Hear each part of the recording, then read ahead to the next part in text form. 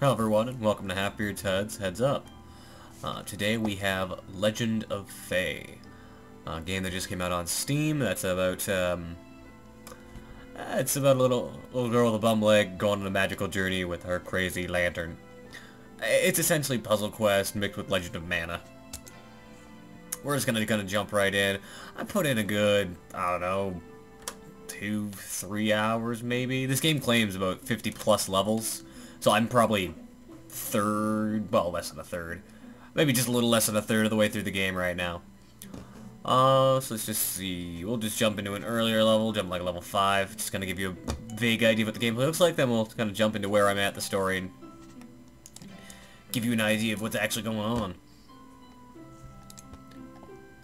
Alright, this is actually not a great level to show you the general gameplay of this game, but it'll work anyways, because it allows me to explain.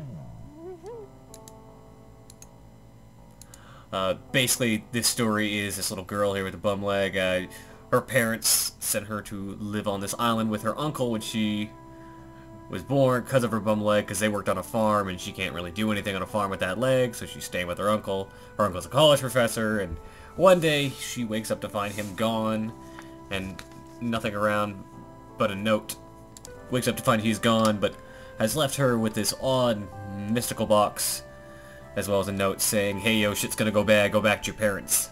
Well, she disobeys, takes the box, and goes to find him. Only to find these odd elemental things along the way who she can kind of work with to defeat these evil monsters called Fae creatures.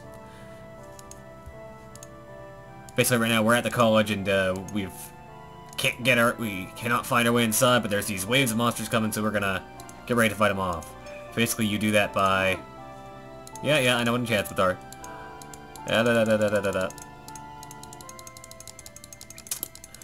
Enchantments are just buffs you can kind of get in between fighting, but I'm kind of more focused right now on actually building up my mana. You build up mana by making matches. It's Puzzle Quest. It's a match 3 game. Nothing really special, and that's kind of the game in general, though. It's got a lot of very tried and true mechanics, like the match 3, like the light RPG mechanics on top of a match 3, and like the nice Legend of Mana art style, like a lot of things that are on their own fine, but the game itself doesn't really feel all that special. The whole thing works on the standard elemental opposing elements, so you got, water will defeat fire, fire will defeat earth, earth will defeat air, air will defeat water. I really don't understand how air defeating water works, but whatever. Alright.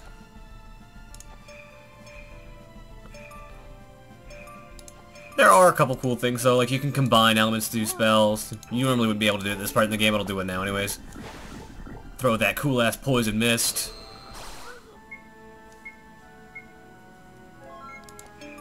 And then you can get some bonuses depending on like how you do it. What else is there in this game? There's a status effect system, which is basically when you get a status effect, you need to build up these little swirly orbs here, and then we build up enough, you get these gems. You click a gem and you'll become D-status. And then there's also the chain meter here, which you can see. Actually, it doesn't translate. Chain meter here, basically the more consecutive matches you get, the stronger your magic attacks will be. But the second you do a move that's not a match, you lose that chain. That said, there will be times where you have to do a move that's not a match because there's just nothing else available. Alright, throw out a firestorm. Yeah, I'm a little overpowered right now because I'm good 12 levels ahead of this particular point in the game, but your leveling is somewhat persistent, so you can kind of do ridiculous stuff. You come back. A problem I have with this game, though, on the note of its levels, is this game likes to be really tedious in its level design, just making you spend what feels like way too long to do a single objective. Like there's a cursed forest I had just gone through in this game, where it's one of those annoying video game forests where if you go to the wrong path, you kind of get sent back to the start, and That's annoying enough when it is like an action game and you're moving, and it's actually like a fast-paced sort of thing, but in this game it was just, because each level can take anywhere from like 3 minutes to like 12, it just became literally the point of tedium. Just absolutely mind-numbingly boring, going through the same levels over and over and over again, each one of them taking far too long. That's kind of just the problem I have with this game, is it just tends to take its sweet friggin' time. Well, that's not necessarily a bad thing, and, you know, if you want a slower paced experience, that's great. I think there is a point when there is too slow paced an experience. Like, I like a good, thoughtful experience, don't get me wrong, but this game has some points where it just crawls on.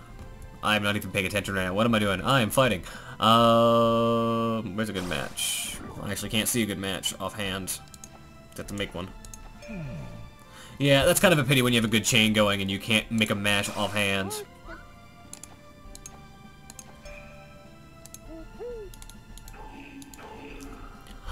That said, I mean, as much as I may feel a little tired with this game, it does have some cool points. I mean, I really like this art style.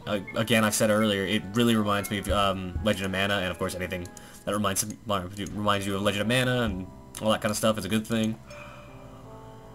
And, you know, as much as the match 3 gameplay is very simple, they add enough cool stuff like the enchantments, like the chain consecutive meter, like the mixing magic, to kind of give it a couple hooks that make it worth playing. It's also not too expensive. It's only like $10 right now. It just came out on Steam over the weekend, so it's actually over the week. So it's actually on its little Steam sale right now. You can get an extra $1 off of it. I also really like the sound design. As much as the music, I don't think it's anything special. Like, it's fine video game music, and I generally like video game music, but I don't think it's anything really like, I don't think it's anything really like spellbinding about it. Like, nothing knocks me off my feet about the music, but I really like the sound design overall. There's a very relaxed, calm resonance to it that I really enjoy, and all the little voices or elementals make really remind me of Okami, and that kind of really weird way the characters in Okami talk, and I always really like that about Okami. Like, there's just enough here that it's benign. This game is benign. It's not bad, it's not good. It's an okay way to spend a weekend. It's benign. And that's really weird to say. Like, it's really hard to... I almost don't have an opinion about this game. It's really hard to critique this game. And that's why I'm not giving this game a full review. Like, it's actually my second time recording this video. The first one I say, oh, we're going to review this on Monday. And then I kind of sat down to play another couple hours worth of it. And I was like, I don't have anything to say about this game in a review. Like, maybe the controls aren't necessarily the greatest, but beyond that, it's not a huge deal. There's no real critiques I can make about it. There's nothing so damning about this game that you can't pick it up. But at the same time, there's nothing so great about this game that I'd recommend it. You know? There's no real depth to this gameplay. It's match 3. It's nothing unique and new. It's something we've done a million times before. And as much as, you know, the few things it adds are cool, I mean, the few things it adds weren't cool enough for Puzzle Quest 2 to make a lot of sales. I doubt, you know, it's gonna work for this game. It's just there. Alright, before we go any further, I guess I'll show the upgrade and Magic Tome system quickly. Magic Tome is basically just a bestiary. Sometimes you'll defeat things and they'll drop one of these little gems, and you pick it up and it will give you a listing in your Magic Tome about them. Not super handy. They'll kind of give you a little thing about what they do, but honestly by the point that you've picked up one of those stones, you've kind of seen what they do, and tell you what elements they can be. And then... and then the upgrade system is you pick up these little spare parts, and you can apply them to the Spell Lantern.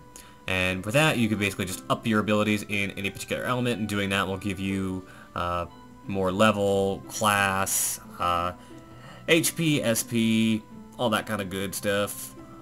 But more important, the better stuff it can do, there's also, this minor upgrade which makes Mind Gem Shatter. Actually, that's actually really awesome. I should save up for that. But I think the most important thing you can get through upgrades is these, which are the combined spells. And these combined spells are what I was using, the Miasma and the Burning Gale, and they're honestly, like, to me, the favorite part of this game. You taking the time to build up those elements and then combine them together. Anyways, yeah, that's just my 2 cents. I think it's a decent upgrade system. I don't think it's as complex as some other upgrade systems, but again, this is a $10 match 3 game. I'm not expecting Fallout 3 out of this game in terms of, like, complexity of character development. Alright, so now I've moved. So in the story here, basically, looking for my uncle. Somebody at the university had told me he had escaped. He told me he had gone to go to this forest, and we got to the forest, and some crazy dude said, "Hey, these other humans have been captured by the gremlins. They're on the other end of this cursed forest." I went through the really shitty cursed forest, and now I'm in the gremlin city that's in a mountain, and it's all crazy. Yeah.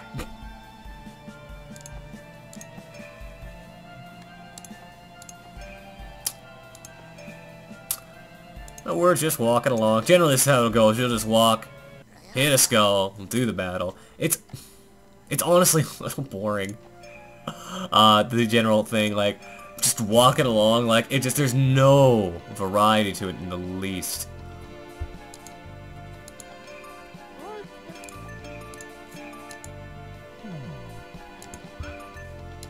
Just do over here, and do...